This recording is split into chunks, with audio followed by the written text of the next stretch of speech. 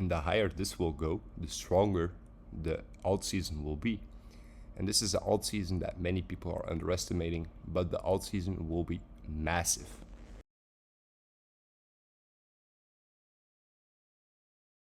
What's up guys, Cryptomindd here. Let's talk about an important chart that actually matters the most if you want to do the altcoin season correctly and you want to do it right. So this information is just based on historical data. Will this be accurate? I have no idea. But based on historical data, the things that I'm about to say make a lot of sense. So first of all, what you have to know if you do not know what Bitcoin dominance is. Bitcoin dominance basically shows the dominance of Bitcoin compared to the rest of the market. Once the dominance of Bitcoin collapses, altcoins start to outperform the market. So where can we see a perfect example of Bitcoin losing dominance is right here in this period. Where can we see another one is right here. These dumps are called major alt seasons. The small dumps are just small alt seasons where altcoins see some upside momentum but nothing too significant anymore because the dominance of Bitcoin is growing again over time and Bitcoin starts to become the market leader and a bear market starts as well. So as Bitcoin goes down, altcoins go down as well. The Bitcoin dominance is growing as Bitcoin is falling, and then eventually a new cycle starts once Bitcoin dominance starts to fall down, and as I said, this is where a new altcoin cycle starts. Now, how do I see this in the next coming weeks and months? So first of all, I expected us to hold resistance around this zone here. This was a mistake that I can admit. Because why? Very simple. If we look at the Fibonacci here, we can see that this zone, roughly, it doesn't matter if you place it here or here, but this zone here equaled the 61.8% Fib level, which is the golden ratio. Now, I personally expected that we will hold resistance here. We didn't. We broke above it. Now we are retesting it. So far, respecting it as well in support on the monthly and on the weekly. So we have to see and wait what will happen. Could we go further to the upside? Definitely. If Bitcoin now starts to make a correction, which is very possible as well, we have to be aware of that. If we quickly take a look at Bitcoin, and if we take quickly a look at Bitcoin CME futures, which is even more important, we can see that we have a gap here. Guys, gaps always get refilled. For example, we had a gap here, refilled. We had a gap here, we got refilled. We had a gap here, it got eventually refilled. A gap here, eventually got again refilled.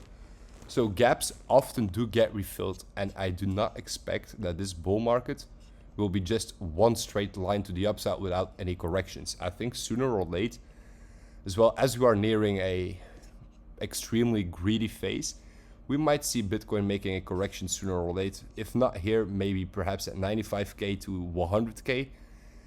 Higher than that, I do not expect, as 100k will be a heavy psychological resistance in my opinion. So a correction could be incoming of a good 10-15%, which would mean for, if we go to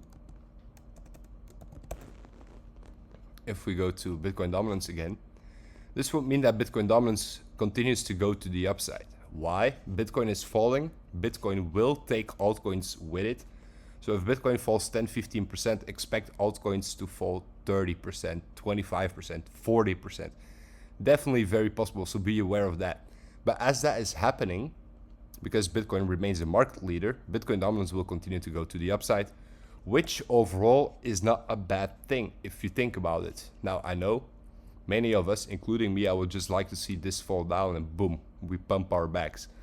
But the higher this can go, the stronger the alt season will be as well. So that's something to keep in your mind. Because think about it, if we would fall here and we would reach the historical lows again, it would have not been a very significant or major alt season.